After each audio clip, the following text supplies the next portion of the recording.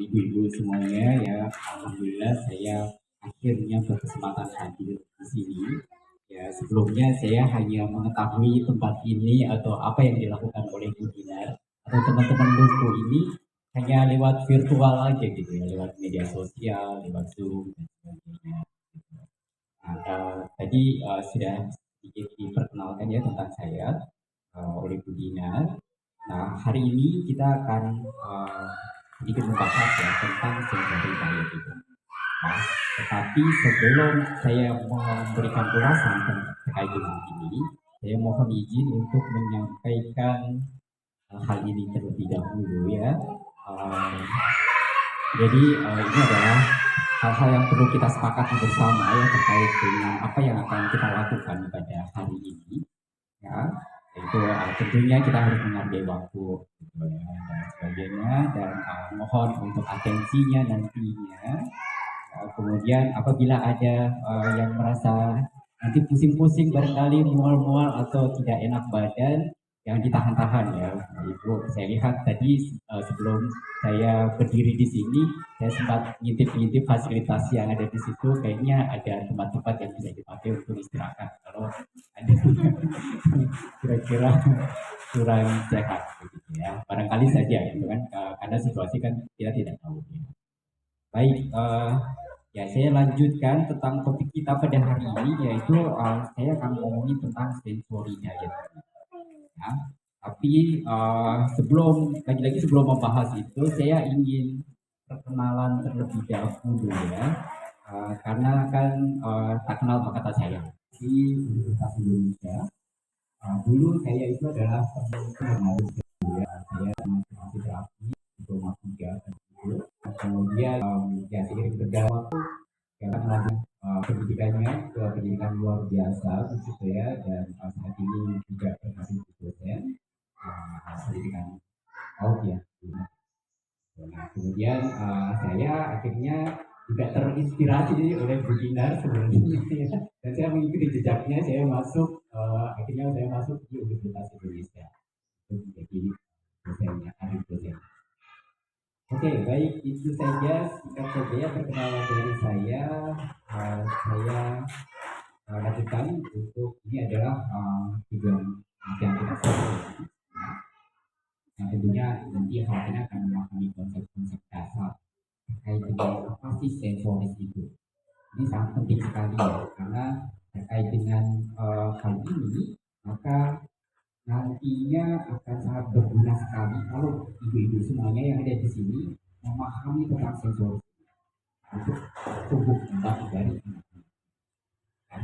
Kemudian nanti saya harapkan juga akan mulai bisa memahami dan membedakan antara permasalahan sensoris dengan perilaku.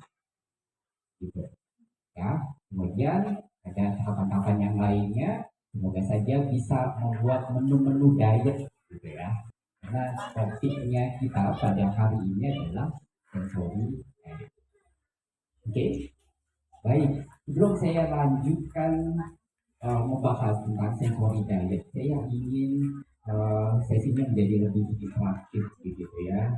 Saya ingin bertanya dulu kepada ibu-ibu. Kalau ibu-ibu barangkali yang ada di sini ini pernah mendengar kata diet, gitu ya. Tadi kan kalau Bu Dinar juga sudah diberikan pemanasan, begitu ya. Kan ada diet terkait dengan makanan, gitu.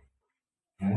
Nah, ini sebenarnya sangat berkaitan juga, gitu ya. Karena saya mohon pendapatnya dari ibu-ibu yang ada di sini. Barangkali pernah tidak mendengar kata diet dan menurut ibu-ibu sekalian yang ada di sini, diet itu apa ya? Barangkali ada yang ingin menyampaikan atau berpendapat. Ya, ada Ibu Sekina juga di sini telah hadir bersama kita. Ya, saya mengenal beliau itu dulu tahun 2019 kalau saya ya. Baik. Oke, balik lagi ke ibu-ibu yang ada di sini. Barangkali pernah mendengar kata diet atau pernah dengar tidak? Ada yang pernah mendengar? Untuk kakak-kakaknya boleh kakak-kakak Fasio, saya itu apa ya menurut kakak-kakak Fasio? Mengurangi, oke, mengurangi, membatasi, terus apa lagi? Mengatur, oke, baik, oke, udah mulai panas nih, ada yang berpendapat mengatur, gak ada yang salah kok, oke, ibu-ibu semuanya, apa lagi ya? Bedanya apa dengan makan biasa saja? Apa? Menghindari, oke, kalau makan biasa saja itu bisa bebas-bebas saja gitu ya. Tapi kalau diet itu pasti diatur-atur, jadi kan ada yang berpendapat seperti itu. Kemudian ada hal-hal yang dihindari gitu ya ibu ya. Saya mau konfirmasi lebih jauh, apa maksudnya itu? Bisa berikan contoh nggak yang dihindari itu? Contohnya Misalnya makanan yang mungkin ya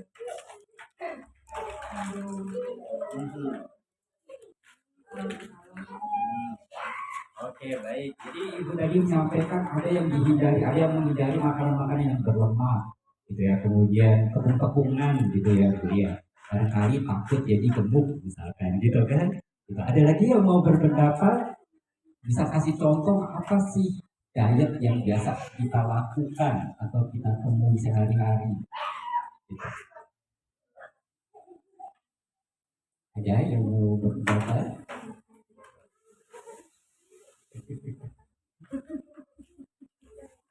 Boleh bebas buat apa saja. Ya, jadi ada yang menyampaikan diatur-atur, gitu ya. Kemudian ada yang menyampaikan bahwa ya diet itu ada makanan-makanan yang dihindari. Atau kakak Fasil boleh deh berpendapat apa itu diet menurut kakak-kakak Fasil.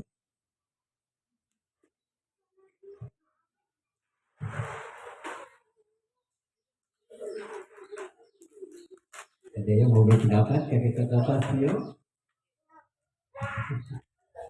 Oke, kalau gitu ya, ya sudah saya lanjutkan ya. Jadi untuk diet itu tentunya kita pasti pernah mendengar kata ini ya diet gitu ya. Jadi disampaikan ada tentang pengaturan, ada tentang menghindari hal-hal tertentu gitu ya. Nah, hari ini kita akan membahas sensory diet, diet di dalam sensori. Oke, sebelum kita membahas tentang itu, saya ingin mengajak Bapak dan Ibu semuanya, ibu-ibu semuanya untuk memahami tentang sensoris terlebih dahulu. Oke, ya. Jadi di sini ada kata-kata yang menarik nih, ibu-ibu semuanya. Ada sensoris dasar. Nah, lalu ada pertanyaan berikutnya adalah penting apa sih sensoris dasar itu terkait dengan kemampuan dari anak-anak kita. Terutama konteksnya karena ini adalah di pendidikan gitu ya. Maka apakah pengaruhnya terkait dengan akademik atau belajar? Itu. Lagi-lagi saya mau interaktif dengan ibu-ibu semuanya. Ada nggak yang sudah tahu atau mengetahui apa sih ya kira-kira sensoris dasar itu? Apa yang disebut sensoris dasar? Ada yang sudah tahu bapak ibu atau ada yang mau berpendapat? Belum? Oke, saya mau pancing lagi. Barangkali ibu-ibu semuanya itu tahu dan mengetahui tentang uh, 5 panca indera. Gitu. Apa saja kira-kira ibu-ibu kalau 5 panca indera itu? Telinga, hidung, bisa lagi. Apa? Tidak. Oke, baik. Ya. Jadi 5 panca indera itulah bagian dari sensoris dasar. Gitu. Ya. Kenapa? Karena memang itu sangat terkait dengan indera dasar dari manusia. Gitu. Oke.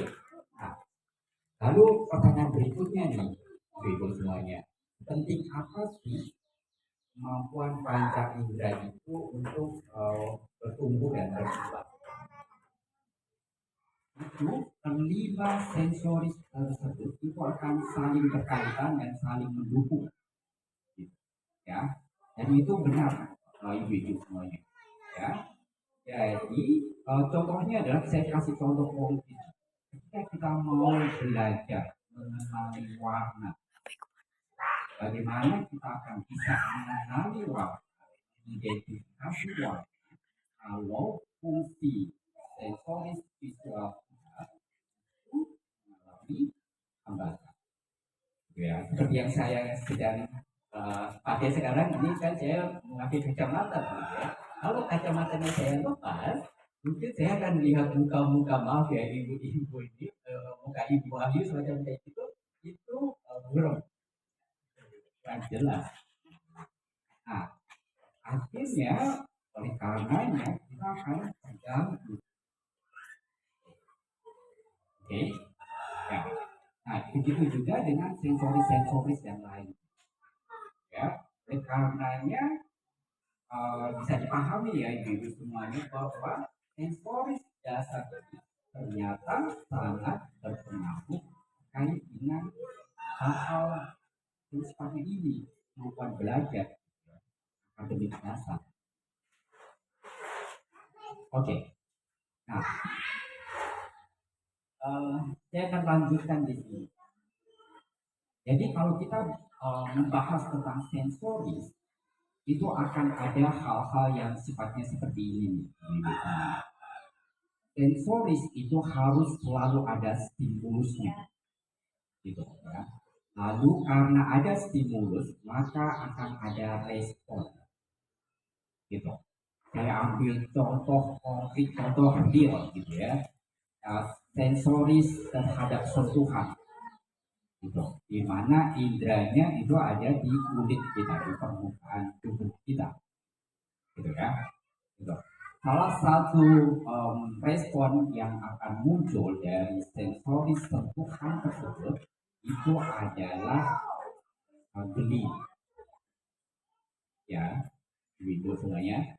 Jadi kalau tiba-tiba saja salah satu di antara kita itu ada tiba-tiba kegelian tanpa ada penyebabnya secara pasti, gitu ya, maka menurut ibu-ibu semuanya bagaimana? Aneh, aneh pastinya, akan menjadi aneh pastinya. Kenapa menjadi aneh? Karena memang tidak ada penyebabnya, kok tiba-tiba saja dia memberikan respon seperti itu, gitu. Oke, jadi prinsipnya adalah harus selalu ada stimulusnya. Stimulus itu adalah pemicunya, gitu ya. Stimulus itu adalah penyebabnya.